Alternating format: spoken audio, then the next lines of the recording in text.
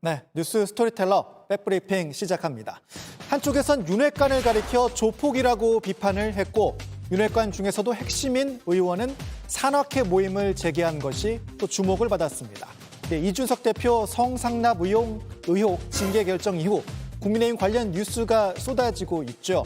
먼저 유승민 전 의원 대선 경선 경기지사 경선에서 연거푸 고배를 마셨고 책을 한 권 출간했습니다.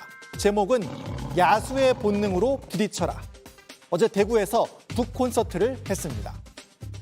서울에서도 또 오신 분도 계시고요. 대전에서 오신 분도 계시고 울산, 부산에서 오신 분도 계시고 경북 각지에서 또 오신 분도 계시고 정말 고맙습니다. 네, 지난달에는 서울에서 북 콘서트를 했는데 이때는 이준석 대표도 참석을 했습니다. 이 대표는 유승민 키즈라고 불리기도 했었으니까요. 하지만 어제는 오지 못했죠.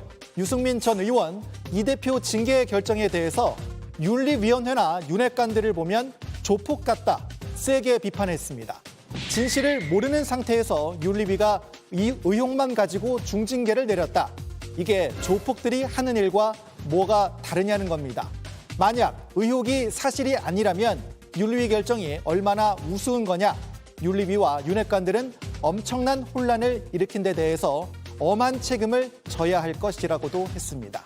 자, 이런 상황에서 윤핵관 중에서도 핵심인 장제원 의원이 코로나로 멈췄던 외곽 조직 산악회를 다시 가동한 것에 대해서도 정치권에 관심이 쏠렸습니다. 장제원 의원의 3선 당선 지지 기반으로 볼 수 있습니다. 저는 지난주에 네. 여원 산악회라고요. 네. 여자가 여의도 여자. 지역구에서 주로 산에 많이 가신다고. 여 여자거든요. 네. 여원 으뜸원. 네. 당신의 으뜸인 산악회를 제가 11년 정도 명예회장을 하고 있습니다. 자, 페이스북에 장 의원이 직접 올린 사진을 보면 정말 반갑게 인사를 하고 있습니다. 규모가 상당합니다.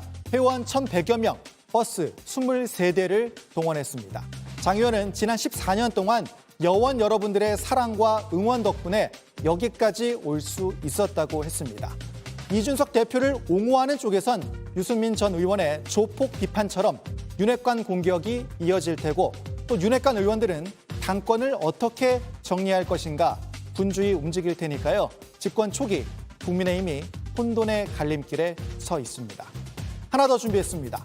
엉뚱한 곳에서 태극기가 나왔다는 게 뒤늦게 알려졌습니다. 미국 지상파 뉴스 얘기인데요. 아베 전 일본 총리의 총격 사실이 알려진 직후 전 세계 방송사들도 이 뉴스를 실시간으로 보도했죠. 그런데 급한 마음 때문에 실수가 나온 걸까요? 미국 MBC 방송 투데이쇼 뉴스에서 일본 총기법을 소개하는 장면에서 태극기가 나부끼는 장면이 자료화면으로 등장했습니다.